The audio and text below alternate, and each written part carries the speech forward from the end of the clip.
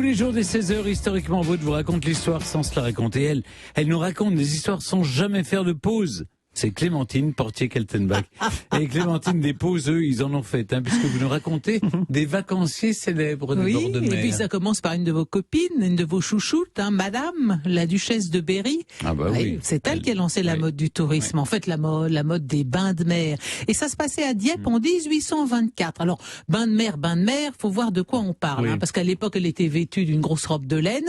Et puis, il y avait deux solides gaillards, on les appelait des maîtres baigneurs, qui vous prenaient sous les bras, comme ça, ils vous trempaient dans l'eau glacée, puis ils vous sortaient. En quelque sorte, c'était thérapeutique, on nageait pas beaucoup.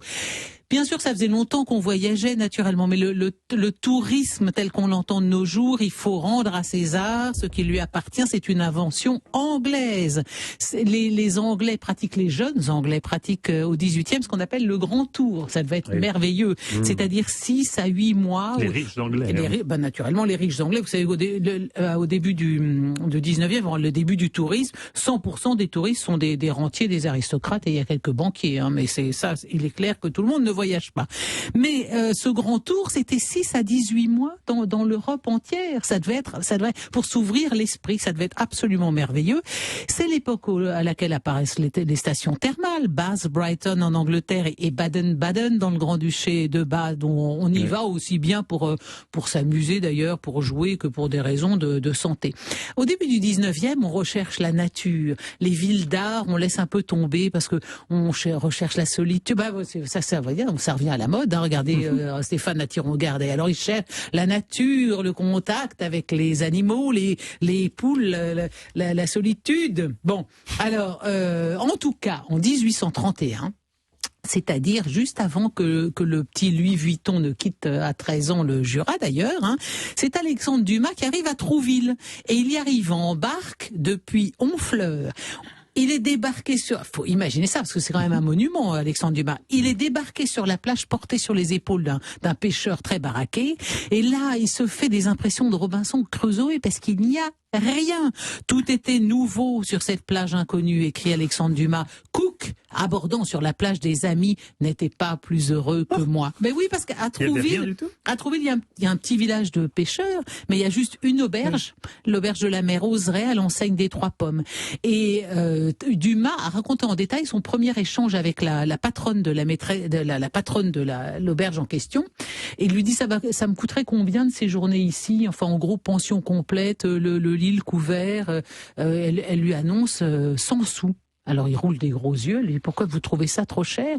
En fait, pour un dîner constitué de côtelettes de présalé, soles en matelote, homard à la mayonnaise, salade de crevettes, je vous cite que les plats, il paye là quelques sous.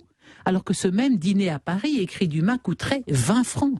Il n'en revient pas, il comprend ce que c'est, ça c'est Fourier, sa théorie des 3 pommes, pourquoi une pomme coûte 3 sous à Rouen et 1 franc à Paris. Il découvre ce que c'est que la vie à la campagne où rien pour lui ne coûte rien. Alors il s'installe là pour quelque temps parce qu'il a un gros bouquin à finir, il travaille le matin et il va nager tout l'après-midi. Il nage remarquablement, Alexandre Dumas.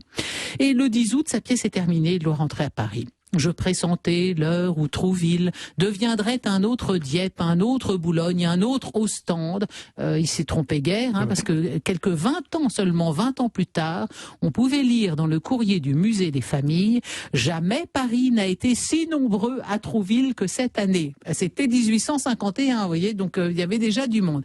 5 ans après la découverte des lieux par Dumas, le docteur Flaubert, chirurgien-chef de l'Hôtel Dieu à Paris, vient en famille à Trouville. Il est accompagné naturellement de son fils Gustave. Et en 1836, c'est sur cette plage que Gustave voit s'égayer dans l'eau Elisa, épouse de l'éditeur de musique Maurice Schlesinger, dont il tombe amoureux fou.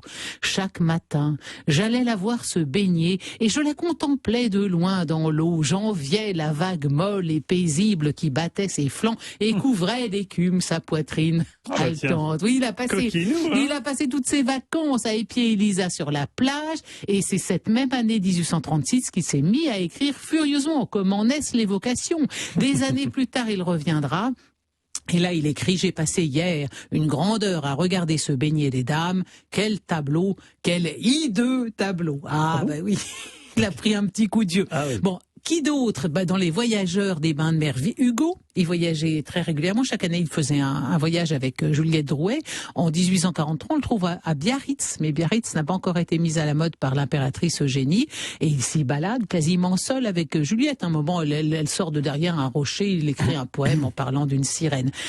1872, c'est George Sand qu'on trouve à Cabourg avec toute sa famille. Pourvu que l'on voyage et que l'on se baigne, je suis folle de joie. Et elle trouve que l'eau est trop tiède à Cabourg. oui ouais. Elle est bien la seule. Elle trouve l'eau tiède, elle a 68 ans et à Nohant, elle se baigne dans l'Indre glacé. Oh. Alors là, à Cabourg, elle trouve ça trop chaud. Louis Pasteur sera le visiteur assidu de Saint-Aubin. Sarah Bernard, 1893, c'est Belle-Île, c'est Belle-Île où elle s'installe.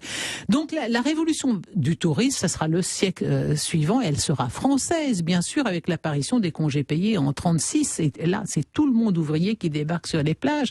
Mais aujourd'hui encore, comme le fait remarquer l'historien Marc Boyer, les 3/4 des pays du monde ignorent encore ce que c'est que se faire la malle et de partir en vacances. Eh oui, c'est vrai, c'est bien de le rappeler. Clémentine, vous avez raison. Merci beaucoup pour cette belle chronique et vous